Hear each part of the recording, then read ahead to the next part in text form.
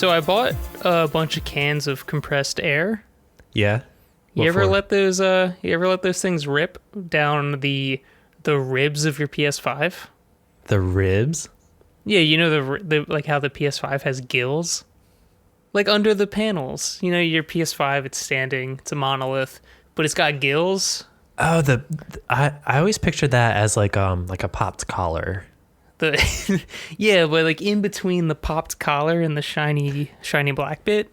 Yeah, there's ribs. You're right. Yeah, it's got ribs and gills. It's like a fish. But if you just shoot some compressed air down that thing, you'll get, assuming you've never done this before, just dust clouds for days. Yeah. Like the dirty kid from Charlie Brown came out of my PlayStation. Yeah. Did you find any like treasure or like bugs hidden down there? Honestly, I didn't find anything. All I found is that these things kind of look like gills, and now I'm a little grossed out by it. Yeah, does that associate with your trypophobia in any way? No, I think gills are just kind of gross. Okay, so like long holes don't scare you. Yeah, these aren't too bad. These are like, well, I mean, they're kind of freaky in a sense that I can see inside the PlayStation's body, you know? Yeah. And I didn't want to think of my PlayStation like that. Like, it's already such a nasty looking console. Yeah. I feel like they should have like leaned all the way into it and shaped it like a fish. Yeah. Oh, whoa. What if? Yeah, they should have had it come on like the big plaque. Do you remember the big mouth bass? Mm-hmm. I wish I could slap the PS5 on the wall and it kind of would just like, wiggle and slap itself against the wall while it played my games. Yeah, people like to think of like experimental console design as like, oh yeah, it's a cube, it's a GameCube, or you know, the Game Sphere from Malibu's Most Wanted. Yeah, But, or the Okama Game Sphere from Drake and Josh. yeah. But no one's talking about how it should just be like a mounted bass or deer on the wall. And that's a huge problem is that like they sell these consoles and they're like, you can put this anywhere in your house, but like you have to figure that out. But if they gave us a little more guidance, like, hey, this is a plaque, or like this is something that has to go on your mantle or it won't work, or the gimmick won't make sense. Yeah, and sometimes like frankly I'm a little bit embarrassed to be like a gamer, like a video game player. Yeah. And if I could just like put like a deer head on the wall that like plays video games but doesn't look like it plays video games, I think that would like knock two deer out with one stone. Yeah, and I think that's probably where the consoles are heading. I think the PS5 is a hideous, ugly piece of trash, but it was kind of their first step at making it the talking piece of a living room. Same with the Xbox. Whoa, it is shaped like a box. They finally did it. They did it. The PS5 should have been shaped like the number 5. Yeah. That'd be awesome. And like you have to roll the disc down the whole number. Mm-hmm. And when it gets to the top, it inserts it. Yeah, this is some good shit. This is the good content. Should we like pitch this to Sony? I already did. I hope you're on board. Oh, was I CC'd on that email? No. Oh. I used the brand email account and I signed it off as Richie though. So you could probably check our sent messages. Okay. Cool. But just in case they don't like the idea, I didn't really want to be held accountable for it. Yeah, I get it. Because I did mention in all caps, like, do not put gills on this next system. See, that's something I wouldn't say. Well, I didn't want to like lie. I had to put myself into the email a little bit. Yeah, I hear you. Hey, is this what happens when we don't play anything all week? Yeah. Yeah.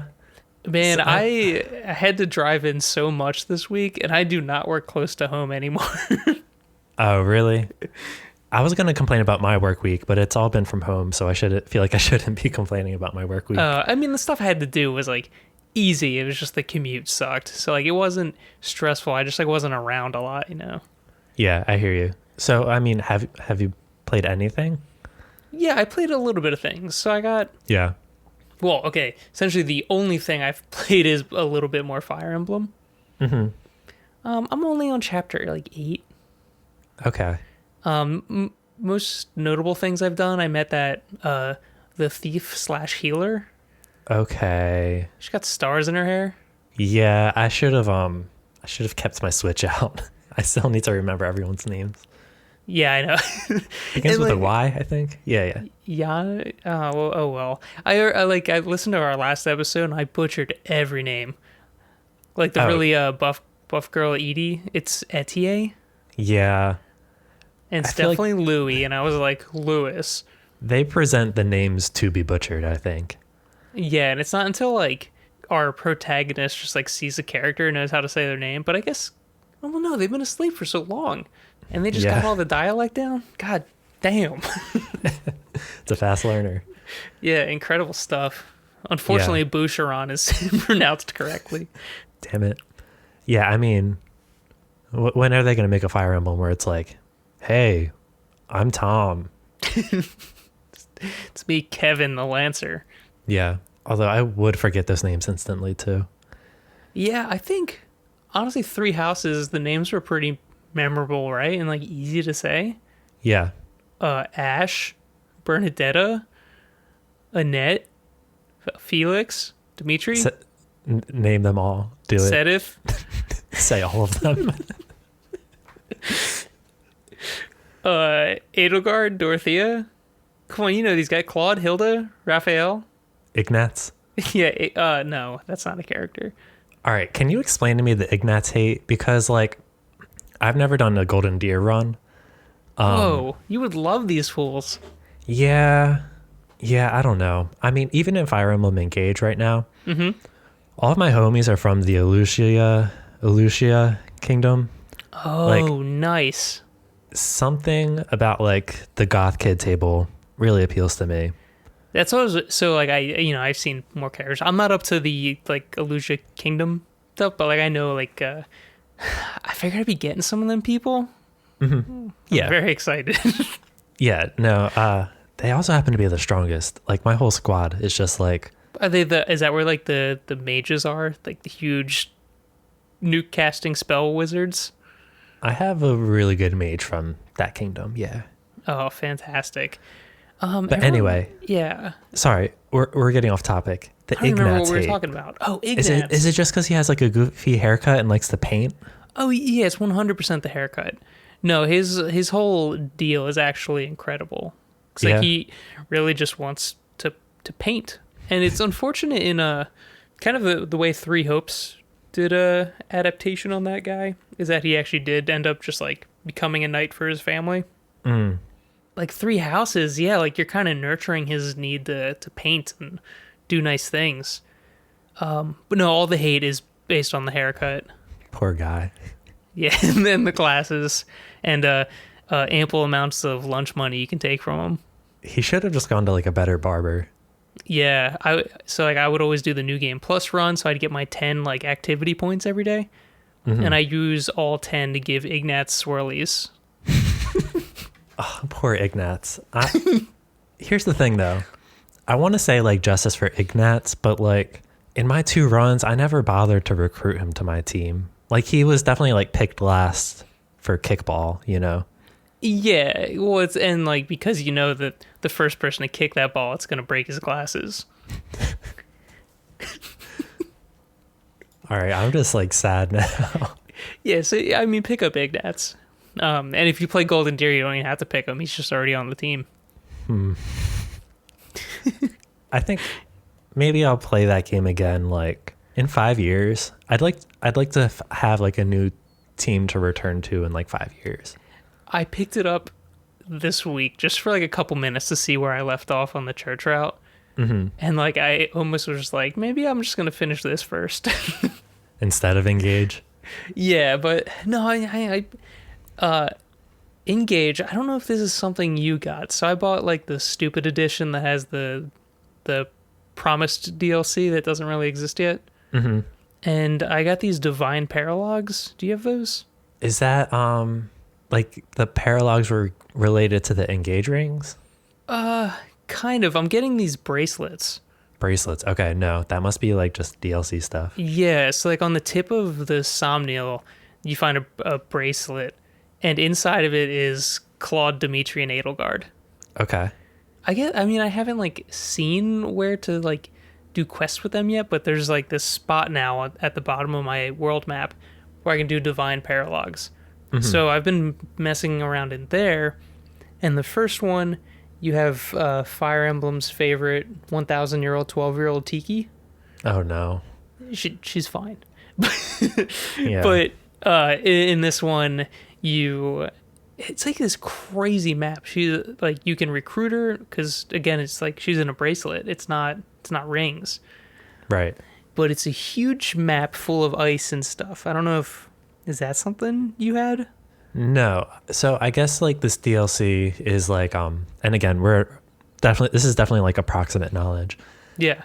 Like if I was wondering, because if the plot of this game is like there's 12 rings, like a numbered amount of rings, then how would you do like the Edelgard, Dimitri stuff, you know? So is bracelets is the solution for that? Yeah, it's apparently bracelets. Interesting. And I haven't seen how to like equip them, and if you can like equip them and wear a ring. Like, can I have Marth and all 3 leaders of Garreg Mach? Just decked out. Just like I'm filled with all these spirits that want to fight. All these ghosts haunting you because of your jewelry. But like these divine paralogs, I don't know if the Tiki stuff is DLC though. I know the 3 houses people are, but you might like next time you play, just like check your map and see if you have divine paralogs down at the bottom. But yeah, the map was incredible. It was like huge, and it was on like you have to get to all these seals and open them up, and each time you open one up, more of the map gets covered in ice, and you can like slide your troops further across it. Ooh, that sounds like fun. Yeah, and the map was just freaking huge. It was an awesome fight. Yeah, I'm on chapter 17. What the hell? And I have no idea what you're talking about, so cool. I might have missed it, or it might be DLC. Yeah, I mean, I think I would definitely be further if I wasn't messing with this then, apparently. Yeah. Because it was a really long fight, too. And yeah, there's just a bunch of like cutscenes and stuff. And it was nice because I guess Tiki and Marth were in the same game together, so those 2 ghosts get along. So there's more like character development in all your ghosts. Yeah. But that's all I did with that game this week. Yeah. I've been playing it like how people tend to describe Dragon Quest. I'm going like, oh yeah, I do 1 chapter after work, and then that's it. And I've been progressing slowly in that way. Yeah, is it still grasping you? Does it have the same 3 houses hold? 'Cause you're pretty far. I've officially done 1 lap around the kingdom. Oh yeah. And things haven't changed a lot. So I think it is just like a very linear story, which is fine. And it's still fun. Like I enjoy the gameplay a lot. I've actually been doing it on bike rides, which is nice. Nice. Yeah, because I try to give myself a half an hour on the bike. And I tell myself if it takes longer to do the battle, then I'll have to keep biking until it's done. And like that has been forcing me to do like 40-minute bike rides. Yeah, no, I'm imagining this is a stationary bike, but my first thought is that you're riding through your town on a bike with no hands, just like playing Switch. Just like staring at my Switch screen. Weaving through traffic. I can't see shit because of the glare. And you can't stop pedaling until you beat the battle. That's a really good idea. Yeah. You live on a giant hill. Yeah. So I don't really have to bike that hard until I have to go home. Oh, that sounds like a nightmare. Yeah. So outside of Fire Emblem, do I have anything else to talk about Fire Emblem yet? I still like it. Something just makes me want to play 3 houses though. It's about setting expectations, I think. If you go into it knowing that it's not going to be 3 houses, then it's like a perfectly serviceable Fire Emblem game. Yeah. Yes, combat rips, and all the characters really have grown on me. I like them all. There's like forgettable ones. But I mean, 3 houses at Ignatz. Jeez. Well, okay, so I was thinking about how Fire Emblem characters tend to be like really one-dimensional. Like Chloe was like the example in this game for me. Like all she talks about is eating folk food. Yeah. I'm getting a vibe that it's got some like, I don't know, like Disney princess vibes or something. Like she wants to be in a fairy tale or something. Oh, is that true? Maybe I just haven't done enough support dialogue. Yeah, I give everyone like spirit gems and stuff so they talk to me. Spirit gems. Yeah, and like the pebbles and stuff. There's like these like nothing gifts that give huge support rank upgrades. Do you give all your people gifts? I do, but I haven't gotten like a lot of support dialogue, even though I give them gifts. Oh. By the way, I think it's funny. That's like what crows do, I think. They like pick up pebbles and give it to... That's what it feels like. But you can also give everyone horse manure. I'm not sure what to do with that. Yeah. And everyone's just like watching each other sleep. Yeah. It's a weird environment. That's like what all like the first rank ones, except for Etier, you are watching her. That's like the only flip on the script. Mostly everyone is staring at you, but you're staring at her. It's really scary. Everyone's just watching, and then like when you go to sleep, and like you have that black cloudy screen, and it goes, "Looks like someone's coming in," and they go, "Hey, are you awake?" Now I am. Yeah, I'm awake. Yeah, no, Etier woke me up from sleep one time, and it was like it's so weird how they're just like, "Hey, are you asleep?" Dude, it's like no, you just woke me up. It gives me flashbacks like when I was still living back with my parents. They did this all the time. I'd be well asleep, and someone just walks in and goes, "James, are you sleeping?" It's like, you've woken me up with your question. You have the answer. You've provided the answer to yourself. You've created the answer, you monster. Yeah. So maybe this game's just sending me through like old flashback loops. Yeah. Hey, great game though. Great game. Have you been playing anything else? So, quite the opposite, actually. So I figured in a week where like gaming was light, Did you go back to Madden 04? No, I couldn't even find Madden 04. Okay, actually, I need to know how much Madden 04 cost. Madden 2004 PS2. Damn, this game's got good ratings. Big old 9.4 out of 10 from IGN. By the way, I feel like I do feel the need to apologize a little bit. Why? Because last week I said that my sources said that the Bills would beat the Bengals, but my sources were incorrect. You know, we've built a foundation of like really reliable video game knowledge here, but maybe we should just stick to that, you know, being like video game journalists. Yeah, because the Bengals are in a game tonight, aren't they? Yeah. We record on Sundays, in case anyone was wondering, so like most of the knowledge is like 2 days old by this point. By the time you listen to it in your car or your bathtub or whatever. So we might get the Birds and the Bengals. So Birds play Niners.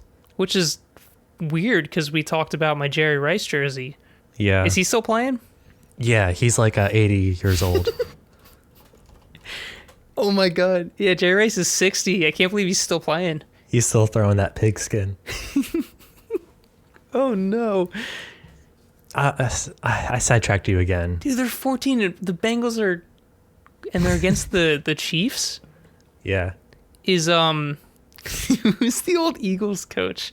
Andy Reid. Andy Reid. Is he still coaching the Chiefs? I don't think so. Oh damn. Because that would have been like canon, right? If the Eagles had to face off against the Chiefs, you know, their old coach. Yeah, that's some like real Fire Emblem shit. Yeah. That's the battle for Gronder Field. It's like having to kill your like stepdad. Dude, it's like trying to steal lunch money from Ignatz. Yeah. Okay, I was doing something. Yeah, I distracted you with Madden 04. You've been playing don't something. do that again. No, I haven't been playing shit. So I have a bunch of games I bought for full price the past couple of years, and each one I've loved. But then a new game would come out that I would buy for full price that I would love. It's a cycle. It's a video game cycle. And then you know what would happen? Another game would come out. So I compiled a list of 11 of these games and a 12th one. That doesn't exactly count. But I was hoping you could maybe prioritize or at least help me figure out which of these I have to play first. Your backlog? Yeah, and then I legally have to talk about it for a little bit next episode. Okay. Hit me with the list. Okay, so we have, and I'll send you a picture of this as well, so you can like reference it. Yeah. While our listeners just have to remember the names. Yeah. Kind of help make it seem not like just a visual gag. Which we have been known to do. We do that a lot. Dude, do you see this thing in my hand? Dude, that's so funny. All right, such a funny thing in my hand. Wait, no, dude, put that down. Oops, I put it back up. Oh, no. Oh, I'm a madman. All right, so I got these games here. We have Xenoblade Chronicles 3, Fire Emblem Warriors, 3 Hopes, The Diofield Chronicle, Dragon Quest XI S Echoes of an Illusive Age Definitive Edition, Final Fantasy Crisis Core, Marvel Midnight Suns, Pokemon Legends Arceus, Atelier Ryza Ever Darkness and the Secret Hideout, Rune Factory 4, Persona 5 Strikers, Pokemon Violet, and you can ignore Legend of Zelda Breath of the Wild for right now. I can't believe you put Zelda at the very bottom of that list. So I've vaguely... Actually, yeah, we can touch on Zelda first real quick. So Natalie had actually... Because I was talking to her about this, and I was like, damn, I need to stop buying games. And then I listed all these games. And she's like, you know what I need to do? Beat Zelda Breath of the Wild. I was like, you know what? Let me ask Richie if you should. Yeah, absolutely. Are you kidding me? I believe she said the game was a little difficult. What are some pro gamer strats? Oh, geez. See, because I think this game, Breath of the Wild, definitely suffers from like the weapons breaking, and that's super annoying. But I feel like you can also follow the strategy of just going around things. Yeah. Stick to your here's my pro strat. Yeah. You want to collect as many durians and bananas as possible. And then this is a pro strat in real life too, for anyone out there who's like struggling with like, meal prep, cooking for your family. You want to throw 5 durians onto a skillet and cook them. And then you also want to do the same thing. This is a separate recipe. It's 5 mighty bananas in a skillet and cooking them. Do you have to peel them first? No, you just throw them in whole. And the durians give you life, and the bananas give you attack. And this is true in real life as well. Wow. I think you can find both of those items in like the southeast portion of the Breath of the Wild map. And like if there is like a boss that you or Natalie are struggling with, just like eat some cooked fruits. See, my usual strategy is just I call you to come and do it. Or I would love to hang out with you guys and just like play Breath of the Wild. Yeah, and then you could just mark out the Mighty Banana and Durian Hill. I can like visualize where that is in my brain. It's like a whole field of them. Yeah. Up on a mountain. That's effective level design there. That's good stuff. Yeah. All right, so I think she has to play that. That's an easy one. So that's 1 out of the 13 games you listed. Yeah. So, and let me remove some from the list. Pokemon Violet is still in the cellophane. Like I just keep it there for the time being. It's kept. So boom, Pokemon Violet, bottom of the list.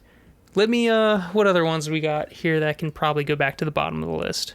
Persona 5 Strikers. I've only finished the tutorial in that game. So it's interesting, and I love those people, and it is like a mildly canonical sequel. Like it's the summer vacation after the game. Yeah. So I'm very interested in that. But it is a Mosu, and I already have Fire Emblem 3 Hopes. Here's the thing. You've created this list, and it seems to be in an order already. I'm looking at these bottom games, and I'm looking at the top games, and I feel like I know you pretty well. I feel like this is just in order. No? As I'm quickly glancing through it, I think you might be right. And also, the only thing I can weigh on here is Dragon Quest XI. So that one, I was a little curious. Like, I'm not sure that should be on the backlog, because that's in like a constantly playing state. Like, are you still like slowly making your way through that? I haven't touched it probably since, I guess since Fire Emblem came out. But before that, I mean, I've still just been like, I got to a new town. Where's the church? chipping away. Yeah. Yeah, then I saved there. Oh no, the last thing I did, I got another orb, in which I thought I already had like all the orbs, but I've been opening up those red doors. So, I'm going to move Dragon Quest just off the list. I'll say you're close to like an important event. I mean, you've collected all the orbs, so Do they finally kill Rab? That's pretty clear. Dude, what is with like the hate of just like, oh, this character's old, this character likes to paint and has glasses. Yeah, dude, I had a nightmare that I wasn't beating up Rab. That's elder abuse. Rab is fine. Rab's cane is just for show. That's a wand. Not everyone can be wizard. like, not everyone can be like Dimitri or like. I just wish Rab or Rob. I wouldn't call him Rob. I wish he was more like Sylvando. Yeah, you just want everyone to be like the hot like jock or like theater kid. Sylvando should be bullied. What's going on here? But Sylvando's the strongest. He is strong, and he's technically a. Oh, I don't know if that's spoiler. Never mind. You about to spoil some Sylvando stuff? Yeah, but these are some games I want to like. Atelier Ryza, that game, and Rune Factory. I put them there because they're like very farming adjacent, and I want to do one of these for the year of the farm. Now, I played a bunch of Atelier Ryza, and that game is very nice. You're just playing as some kids who stumble upon some adventure. There's like mild turn-based combat, but the main point of that game is just gathering things and then using alchemy to craft other things. Okay. So it's just like a gathering and crafting game. Is there farming? No, just gathering and crafting. I mean, there's farms where you can gather, but I haven't personally planted anything. Unlike Rune Factory, where you do have a farm. Yeah, that's like a farming video game. Yeah, with like hack and slash dungeon crawling. Here's like the honest to God advice here. When you're like staring down the barrel of like a backlog of 50 RPGs like this, what's like calling to you? When you look at it, like when you see all of this like video game art, what do you want to play most? So, working as an IT person, we like to go for these things called quick wins. Okay. Where it's no, like... No, that's not what I'm talking about. What? Quick wins. So are you saying like you should knock a game out because it's not your favorite? No, they're games that you notice like, or things you're either close to beating or like maybe it's the quickest thing. It's like an immediate result you can deliver. So like, which of these games can I just get off the backlog as fast as possible? Right. Which would be... technically be Pokemon Arceus. I'm literally just at the last boss thing. And Xenoblade, I only have a chapter left. Okay. So those are ones I'm just like, I could get those off the list and then, be forced to look at a different game on this list. I would say Marvel's Midnight Suns is definitely the lamest box art on here. Yeah, although it does strike a contrast to like the lighter colors of everything else. Oh, no, yeah, everything else is nice. What I was talking about is a purely emotional decision. Okay, not like a statistical one. Yeah, get that left brain out of here. Like, just what do you want to play the most? I think it's Crisis Core. Then that's the thing. So now, all right, but if we pick Crisis Core, I'm gonna legally have to talk about it. That's fine. I'll watch some like videos, some lore videos. To where I'm shimmying my list around. Okay. Okay, I think I'll actively play Crisis Core, and then I'll look at some other games. But for the most part, I think this list is kind of in order. And Pokemon Violet is never going to get opened until these other games are beaten. Yeah, that's fair. Definitely keep chipping away at Dragon Quest. Or like stumble into this next key event that happens and then see if the game is still right for you. Oh, and then see if I can stop. Yeah. Yeah, I mean, Dragon Quest, I'm going to beat it. It might just take 10 years. That's fine. That's what they mean when you have to play. It's Dragon Quest 11, so you have to play it for 11 whole years. Yeah. What about... Oh, man. Yeah, do you have any other... do you have any games you're just sitting on? What's like the most recent thing you bought for $1 million gamer bucks and just haven't gone through? You got any looming regrets? I mean, I just bought Persona 4 Golden, but that doesn't count because like That's I just cheap. got it. It's not a backlog item, and Oh. it's cheap as hell. Yeah. Do you think you're gonna crack that open before next episode? Oh, I've cracked it open Ooh. just a little bit. Do you Just want my a- initial impression? Hit me with the initial thoughts. Okay. Well, I'm still in the part of the game where it very much feels like a horror movie if you think about it. Main character moved to the countryside, a fog rolled through, and like a dead body showed up. Yeah. That sounds like the plot of a horror movie. Yeah, the small town of Inaba. Yeah. I love that little town. Yeah. I mean, the thing that I would note about playing Persona 4 Golden for the first time in my life is that I appreciate the setting. Mm-hmm. Just being in like a rural town. I think it's like a horror spin on the Boku Natsu games. Yeah. And That's- they do have some of those like shots too, like kind of all the town areas are sort of framed and you walk through it. yeah. Some riverside shots, small town, a school. Yeah. I think you're not incorrect. It's just like a little spooky. I just think it's like one of, no, Persona 3 has a really like kind of hard opening. Like, Yeah. like vibes wise. Okay. I might get to that eventually. Yeah, what's kind of driving me to pick that one up? Like I played it on emulator with 1,000 cheats, but the Switch version comes with a bunch of cheats. Yeah, I've heard about this. Yeah, so that's the only way I would play through that one, because the kind of like dungeon loop, I think, gameplay loop. That's a term. Yeah. Sucks. No, I mean, this is what I feel like we've been talking about for the past few episodes. Like these older games getting these features that bring it to the modern day, Yeah. which has been part of the struggle with Dragon Quest V for me. Like if I could just get like a save anywhere, like a save state, that would make that game like so much more playable. Yeah, there's a lot of good stories hidden behind just like dated mechanics. Yeah, because whenever I play that game, I find I have to keep playing it until I make progress and find a save. Yeah, state. I just need a little arrow that points me to the next location. Yeah, And Yeah. 10 times speed and unlimited Yep. health. sure. Yeah. Full so special. I'm glad to hear that there's like, we're going to call them cheats, but they're not cheats for these new Persona Unlimited games. gold. Yeah. Yeah, in Persona 4 Golden, the easiest difficulty, I think if you die like in a boss fight, you can just go, want to restart? And it just picks up where you left. I think it brings you back with all full health and the boss at the same health. Yeah. I did pick the just easy setting, not very easy. Okay, you can go even lower at some, if, that's your kind of your thing. Well, I kind of like pride myself on how I can play really hard video games, Whoa. So I thought like picking easy would like kind of show my toughness there instead of very easy. Yeah, what's kind of funny with Fire Emblem Engaged, I was a little shocked that the lowest difficulty was normal.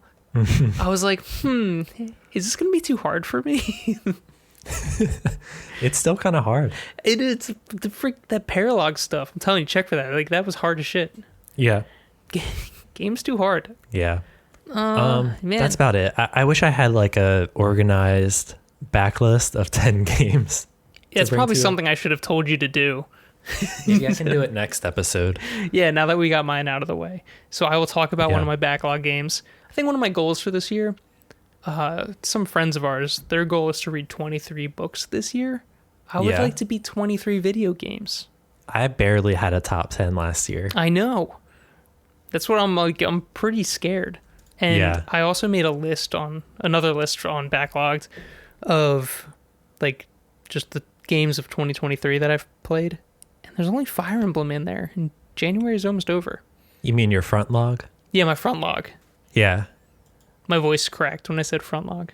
Do you want another take at that? Front log. Okay. Can you do it again? But like, really like put your emotion into it? Front log. Okay. That was I like my it. like Gaston. Like a Yeah. strong Disney character.